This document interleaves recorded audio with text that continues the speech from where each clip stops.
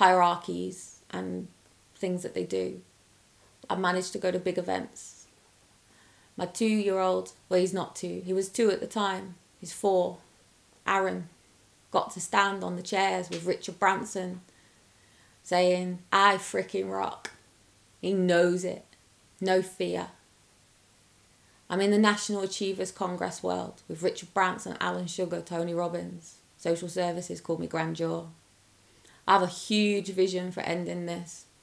I have every intentions that there will be a documentary coming out that is going to completely expose what's going on in forced adoption world. I have every intentions to stand there on the 28th and give a press conference that will absolutely dominate your media. If it doesn't happen, it's because this country hasn't got a heart or understanding the depth of what is going on. You need to remember that babies are being taken from hospitals. Children are being ripped out of homes. 13-year-old boys are being dropped to the floor by police officers and dragged kicking and screaming out of their house. Anybody would think that we had the Holocaust going on again. What is going on in our country has to stop. There's only a very, very small % of people who are causing this. The rest of it comes down to incompetence and lack of budget. We need to educate ourselves. We need to know what's going on, and we need to protect our youth and our children because they are our next generation. If we fuck these kids up now, we fuck up this country because they're going to rise and be the people that lead this country one day. They are our generation. They are our new up-and-coming generation. Our children have a voice and our children need to be empowered. And as parents, we need to be the one who's protecting that. My daughter asked me to take her home. And I will come and get you, baby. Because Mummy isn't gone anywhere. And I promise you, my kids, that I'm here. And I am doing everything I can.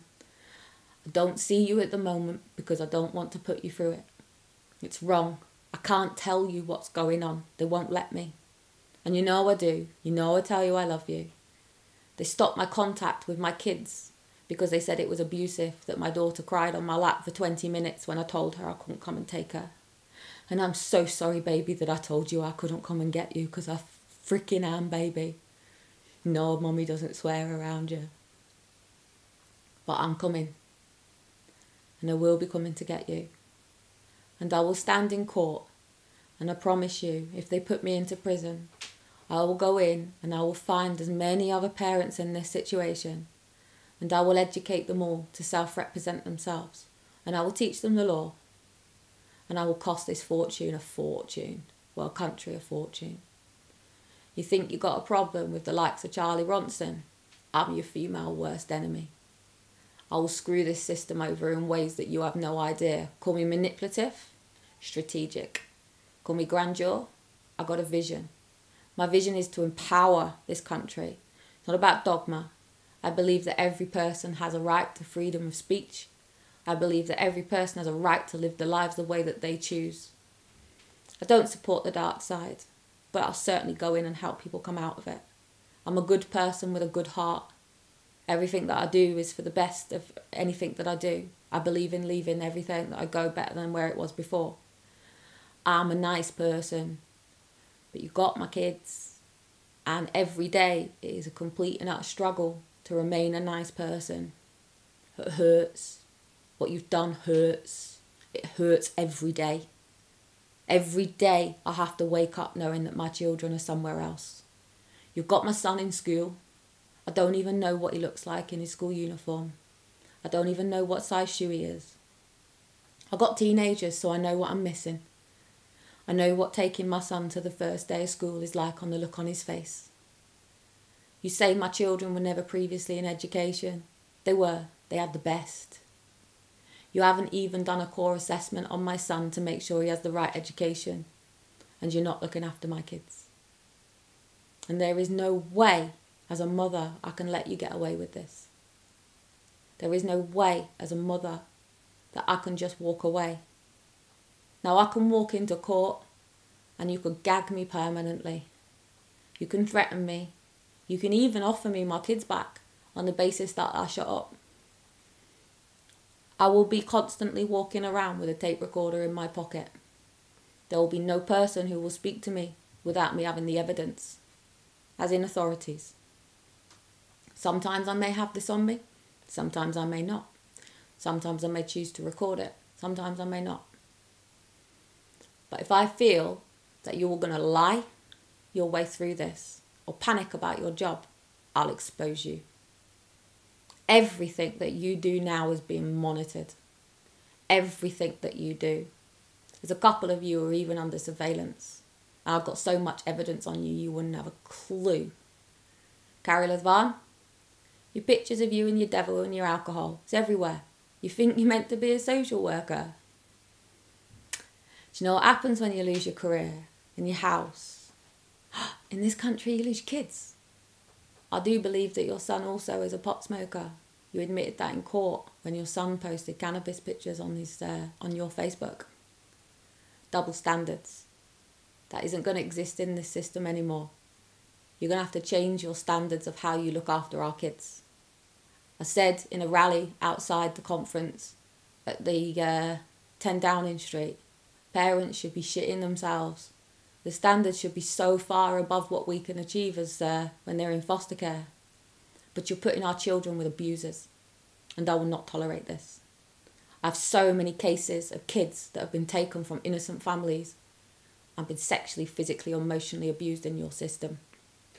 And I do not tolerate this, and I will not allow this to continue. I will take on as many cases as I can, and I will do this for the rest of my days until this is over, and I will not stop until my children are safe and every other child is safe. If it means I've got to dominate the media, then that's what I'll do. If it means I have to own the children's channels, that's what I will do. I mean it.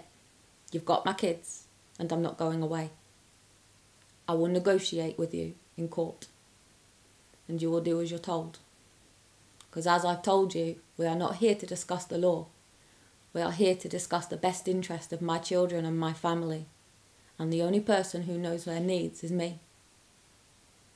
So you will listen to me, and you will hear what I have to say, and you will educate yourself about my children, and then you will be negotiating the return of my children and the compensation plan, not just for me, but every other parent that you've taken and destroyed their lives. There is not one family that is going to come out of this without being above the threshold, and I'm watching. I'm watching how you're dealing with this. I'm watching the families. They don't call me Mother Goose for nothing. Every single child in foster care is now under my wings. Even the ones that you consider the bad kids. I know it's hard. I know I'm taking on a lot. But there are a lot of us. There's a family army out there that are all ready. There are children that we are protecting. And we are ready. And we are taking our kids back. We will have our kids home for Christmas. I understand that there are some people that aren't ready to be able to take them back full time. But prior to Christmas, we will all be on the first step. I expect social services and police and the judges to get behind what I'm saying because I'm right. I have a psychology degree. I'm an interventionist. You take our children and you put them into adoption and you reprogram them by NLP specialists, of which one I am. I'm the people that you trust. I don't do anything that's not right for my kids. I don't do anything that's not right for the people around me. Even if sometimes I come across a little bit different, I'm a trained interventionist, and this is your country's intervention because we need it. We need change. And we need it now. There is not a chance that I am going through next year living my life this way. I break down every day. Some days I can't even get off the floor. I miss my kids every day. I've got my daughter's doll's house in my bedroom. I've got their books in the corner. Many people have still got their children's bedrooms. This has been going on for years. It's been 7 years since baby P, and social services have been out of control since. They're more bothered about their bills. There's some good social workers out there, some good police officers out there, but they're only as good as the system they work for. David Cameron and George Osborne said, after I went off in the media, that the system is so broken it's beyond repair. But for the last 3 years you've been working with the same system that you know doesn't work. On the 28th you're introducing a new system. The only way you can bring the new in is to crash the old. When you crash it, do you realise how many people are going to fall into a pit? Single mums and the disabled are going to be the first to go. I am asking families to stick together. You need to stick together. Mums, dads, granddads, uncles, brothers, sisters, cousins. If you've got family who are under social services, that's because they're dependent on a system. We should be united in a family. I'm telling you straight, there are people in this system that you are calling abusers who are not. You need to have a look at the paperwork. You need to listen and talk to the people who are in this system. And you need to get behind them and support them. They are your sons and your daughters, and they are going through hell. They are being judged and condemned and persecuted, and you are doing the same. You need to understand that what is going on is wrong. You need to stand by your family. Family is meant to come first. No child should be adopted because there are extra family members who can be there to support people. Even if somebody is seriously struggling, there is no reason why they shouldn't be supported by a family. Every single one of you at some point in your life will go through some form of hurt, adversity or pain. And your family should be the first people you should go to.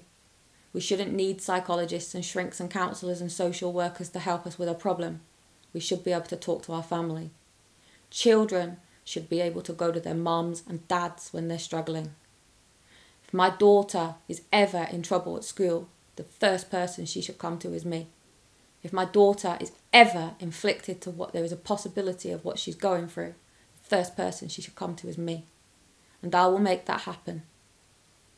No child in foster care talks openly because they know it gets put onto paperwork. You are raising my children in a system that is broken. It does not work. It's all about the money. For me, it's not.